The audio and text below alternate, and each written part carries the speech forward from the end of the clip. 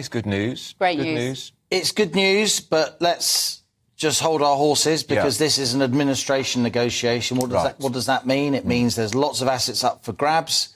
The administrators, PwC, for Wilko, their legal obligation is to extract as much money for the creditors of the company as they can. And, of course, you've got loads of buyers with deep pockets who are trying to get the best assets, the best stores, and not buy the stores that they don't want. It's a negotiation, and news is leaking out, claim and counterclaim. There's no real hard headlines here, but it does seem to be moving in the right direction to save at least some jobs. Let's have a look at some of the details. We know that Wilko's got 400 UK stores. You know, a lot of people in the London, the South East are like, what's Wilko? You know, say that to somebody in the Midlands or the North East or Manchester. Mainstay of my family. Absolutely. They love it. A very popular discounting store. It's got 12,500 employees, lots of part-time jobs, mums and dads trying to make ends meet, kids, students doing work. Lots of very important jobs there. It was established by the Wilkinson family back in 1931, but it was put into administration on the 10th of August. What's happening now, and are jobs being saved? We know that the big discount chain B&M, I'd say they're set to buy around 50 stores because this is not yet signed and done and dusted, but they're saying they intend to buy 51 stores. So 350 would still close. Which is, well, let's see. It's a negotiation. But that is really good news that the company is saying it is set to do this, right? So it's not saying that it's definitely happening. Right. A lot of things could happen.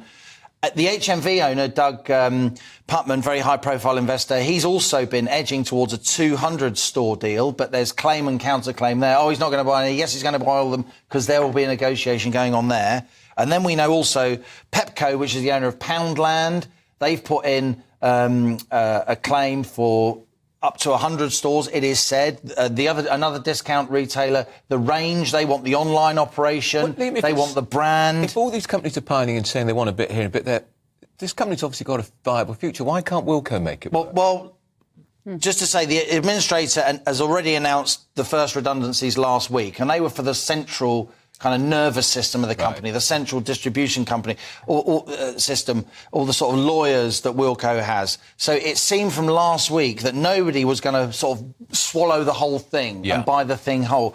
Because, Andrew, some stores will be really attractive and be really high turnover and the real estate will be really valuable.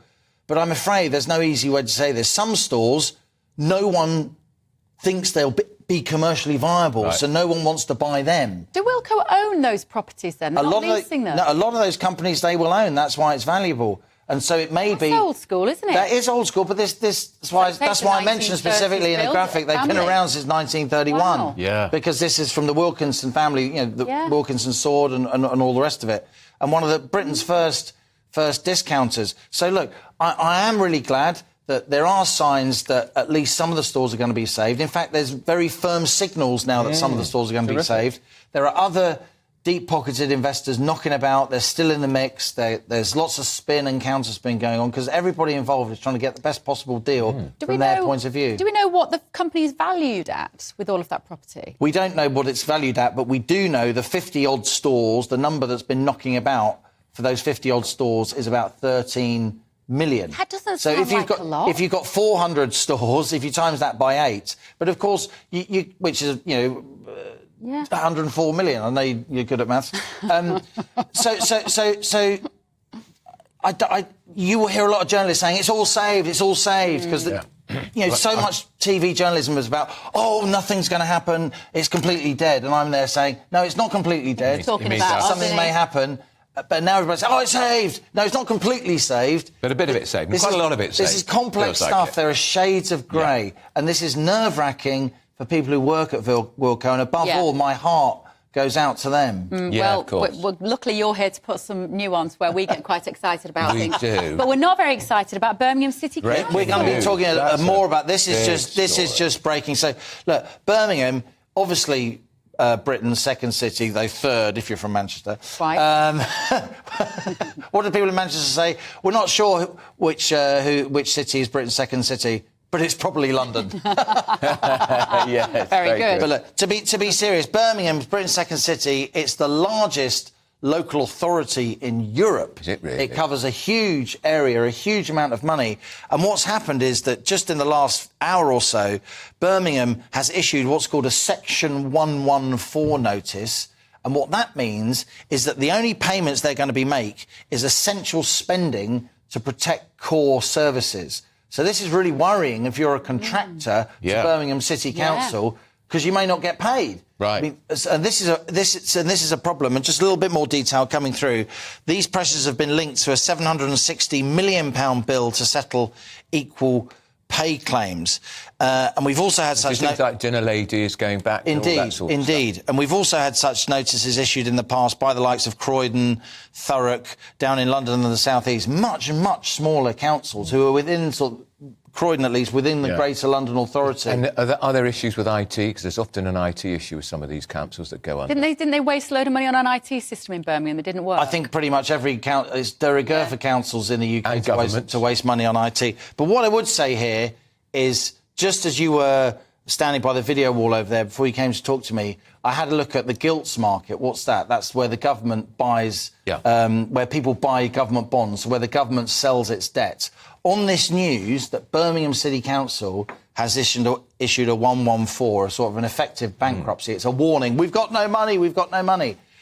The assumption is, well, the British government is going to have to bail them out, aren't they? Which is the taxpayer. Which is the taxpayer. Everything's the taxpayer. Yeah. There is no other money apart from the taxpayer unless you print it, and that's not going very well, is it?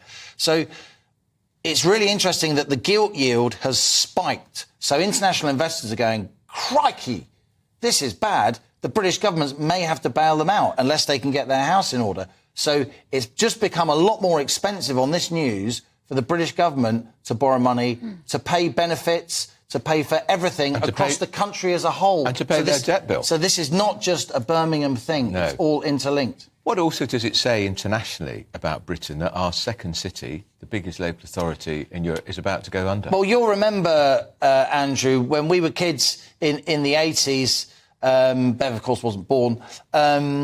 Orange County in California went bust, and there was this huge row about whether or not that Washington was going to bail them out. New York City's gone bust in the past. Some politicians at the centre think that councils deliberately go bust to throw themselves onto national government for political reasons. Because they're spending too much. Oh, just print the money, just find the money, just tax the government rich. Or bail us out. It often becomes a very ideological thing with the markets looking on, biting their fingernails. Funnily enough, that ties into our next story. Liam, thank you so much.